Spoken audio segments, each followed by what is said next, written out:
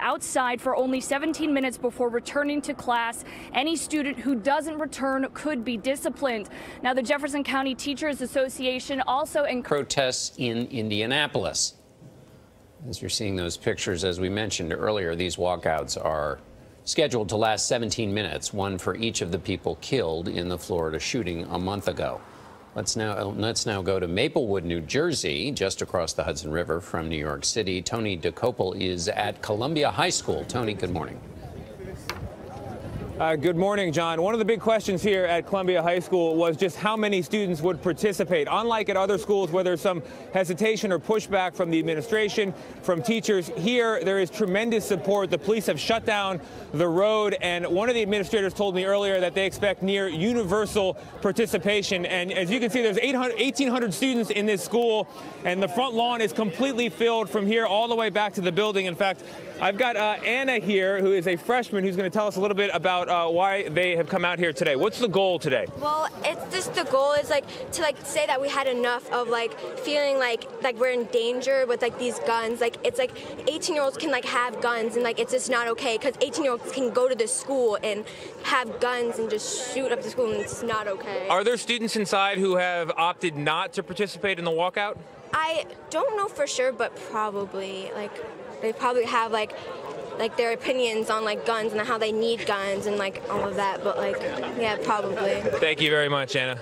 And John, again, the street is shut off. The participation of this 1,800-person school is near universal, and the goal is, as you can see on the signs here, enough. Orange is the color of gun violence awareness, and whatever legislative victories may or may not come in the days ahead, there is already one success story here, which is, in the students' view, making sure that the country doesn't move on quickly, doesn't forget, and may reach some sort of progress on the issue, in their view, of gun control. John, back to you. Tony, thanks. Thank you very much, Tony DeCopel. The crowds have started to gather outside the White House in Washington, D.C. as well. Major Garrett is there. Major? Well, good morning. The crowd has been here for the better part of an hour. They're silent now in quiet protest, but I can tell you, Gail, Nora, and John, not more than 20 minutes ago, very loud, very boisterous, chanting, among other things, hey, hey, ho, ho, the NRA, meaning the National Rifle Association, has got to go. Lots of placards, a great deal of energy, and a sense of activism. President Trump is not here. He's in California heading to St. Louis for a campaign event and to tour the Boeing facility there in St. Louis. So he's not here to hear the protests or see them. But outside the White House, Pennsylvania Avenue, chock full of student protesters spilling into Lafayette Square just north of the White House.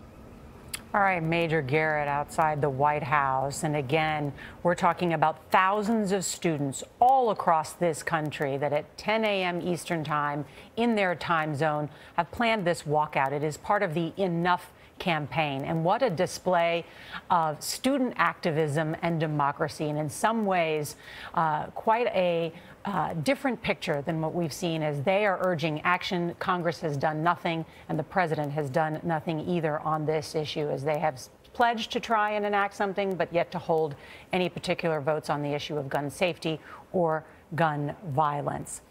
We want to let you know that our coverage will continue throughout the day on the CBS station and on our 24-hour streaming network, CBSN. You can watch it at cbsnews.com. There will also be a full wrap-up tonight on the CBS Evening News with Jeff Glor.